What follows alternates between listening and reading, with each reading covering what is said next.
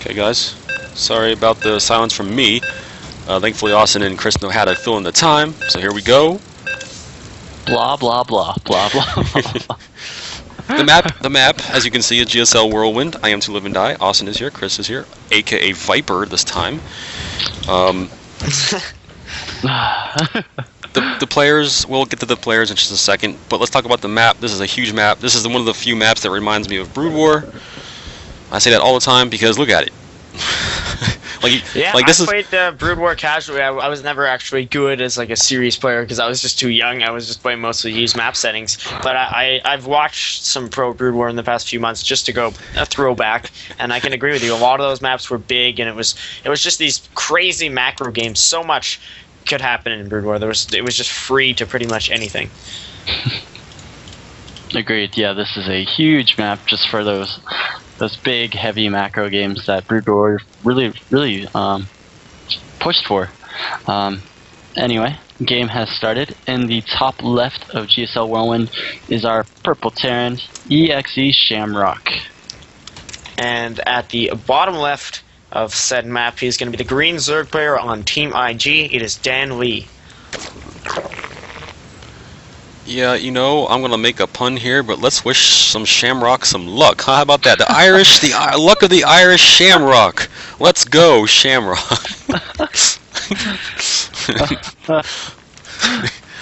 Oh, jeez. Shamrock Shake, huh? McDonald's Shamrock Shake, guys? Huh? Yeah, Shamrock with 42 APM right now. I mean, of course, there's not much you can do when you're just rallying SCVs and whatnot, but he's going to need some Shamrock luck if he keeps 42 the whole game. Ah, yes. Shout out to the sponsors of IG, DJ Garner, 3D Bottling, and Austin's mom. Okay, our players get the shout outs out before the game. Okay, very interesting shout outs. And DayWalker is going to go for that 13 hatch, whereas Shamrock, he's scouting the cross position. Oh no. Cross and then the left side. So it'll take another 2 years to get there. Meanwhile, the Overlord will actually get to Shamrock's base first, but that's within like another year. So this map is just that huge. Yeah, there's the expansion coming out of DayWalker, nothing out of the ordinary. He's getting his regular timings, hatch first, and on a small little bracket note, KSJ did advance, so AG Bonkers is out of the tournament, so we'll be seeing that powerhouse Zerg still in the tourney. I don't know, I'm seeing a lot of Zergs and Terrans across the board, not too many Protosses, but I don't know. TVZ, very interesting match. I find a lot of the times it'll come down to just control if it's Mutawing Banewing versus traditional bio / mech hybrid, or if it's mutas into something of like a Broodlord Ultra composition, it just becomes crazy. Really, you're in it for the long haul by that point. Yep. It's fun to watch. Either way, TVZ, I find it's not too bland a matchup because you can't really turtle up because there's enough phases of aggression where each player is going to have to be on their toes, ready for anything. Yep. So Shamrock, he's going to go for that expansion. Hopefully he can hold it better than our last Terran tried. DayWalker, yeah, he is just macroing hard. He's got 4 lings on the way just to poke up to the front, probably scout, but not try and do too much damage here with that. Yeah, second gas being added on for Shamrock in his main right away, so he might be going for... I got another barracks coming though, so he's going to have 3 right away. I don't know if he's going to go straight into mech, maybe just start off with some solid bio or go for Reapers or something. We've seen Reapers a few times, just used as just a scout and to deal a little bit of damage. Yep, Lings will pop in here, and these 2 Marines will say hello by shooting at them, but the bunker is going down. Shamrock is pretty safe. I mean, luckily this Overlord to the left of the main for DayWalker will be able to scout this later in the match, but in the meantime, he's pretty much in the dark. I think he can assume safely, though, that the natural is down. DayWalker, he's getting his 2 gases. Should or just put down his 2 gases, so very macro heavy. Yeah, just droning up, getting all I those. wonder whether or not he'll skip the Roachworn and just go straight to where it's looking more and more like that. He's going to build a macro hatch right now. I don't know if he's going to decide to go. Maybe he'll go for that traditional standard ZVT double Roachworn build where you get the Roachworn in the main and the Roachworn in the natural. Yeah. Here we go with the factory going down. Factory going down for Shamrock. Where? Yeah, he's going to have combat shield, so this is looking more and more like Marine tank medevac. Yeah. I think it will be a good timing though, because well, as far as right now, DayWalker is just getting his speed, his Baneling Nest. That macro hatch will help him if this is needed early timing. Yeah, no, this is death knell type stuff right here for DayWalker. that macro hatch is like, okay, buddy, I'm coming at you at about 10 minutes. You better be ready. Yeah. And this creep spread, I mean, it's going to be really hard to spread that creep so well, but or across the map in order to like be a problem as compared to like other maps, but still, creep spread's going to be so important. These 2 queens have probably one of the most important jobs in this matchup right now. Starport going down for our Terran player. Yeah, that medevac timing looking more and more plausible. Yeah. And third finally goes down for DayWalker. This is pretty late considering that the Terran went Rex and then Command Center, so I mean, at the same time, like, it's not going to be exploited by our Terran player since he teched up so quickly instead of just macroing hard and hard, but it could have been a huge difference had he just kept macroing and made a bigger difference. You have to stay 1 base ahead if you're Zerg. So. Very true. Our last Zerg player went straight up to 3 bases, but it's a matter of passive or aggressive. You're just kind of, if you get that 3rd early, then you've exerted your map presence and you're making yourself vulnerable to a strong timing. But if you decide to stay on 2 bases and delay it, then you're putting yourself in a better position to defend a quick, let's say, Marine Marauder timing, and then you'll be able to hang on. But DayWalker's grabbing that 3rd, and he'll be able to get away with it, moving out with some unupgraded Banelings and Wings. He has his rare tech, so not sure why he's gonna not put a little upgraded. pressure. I don't know why Shamrock has those tanks unsieged. Oh, he's getting ready for this push, and I don't know if he gets out of his base. It's caught on siege. That could. He's gonna be careful. Yeah, he has to be careful. These things. Oh no.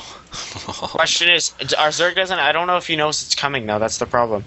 He does have the center of the map. I think he does now. Yeah. He does now, but those he doesn't see it. It's just out of his range. Yeah, just out. The impending push.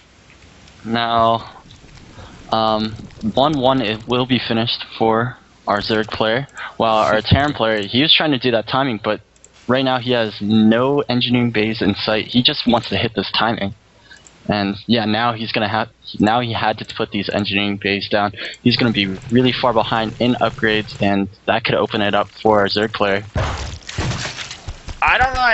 If I were Shamrock, I might have tried to commit to that push because DayWalker had a lot less than Shamrock thought, and he doesn't have speed on those Banelings still. I'm not sure why he didn't upgrade that, but that would be. Here we go. Shamrock is pushing out, and DayWalker has the small piece of units. Oh, he needs to move those units. He must have seen the push. No. He really needs to catch those tanks on siege. Did the tanks see him? No. Tanks? Oh, they see them. They see them. He just. Oh, that's terrible for DayWalker. He's just caught right. Oh.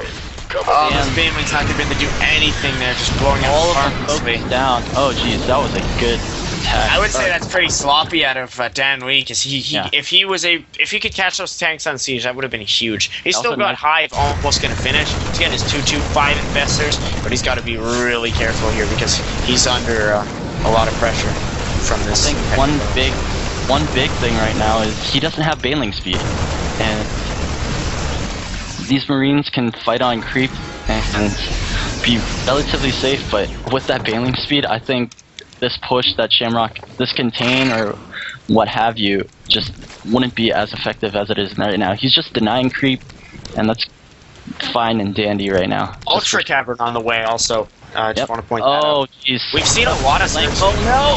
Huge fungus. I just cringed watching that one. Very nicely defended by DayWalker. You can take out these medevacs too, and whatever advantage Shamrock had by killing that small force of Failing is gone.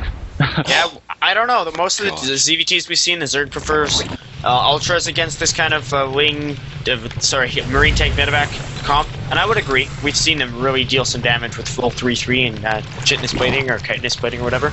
So if DayWalker just amasses a force, it's not looking good for Shamrock. He's adding on 2 Vikings at a time. I don't know if he read Brood Wards potentially. I'll have to check the vision, see what he saw.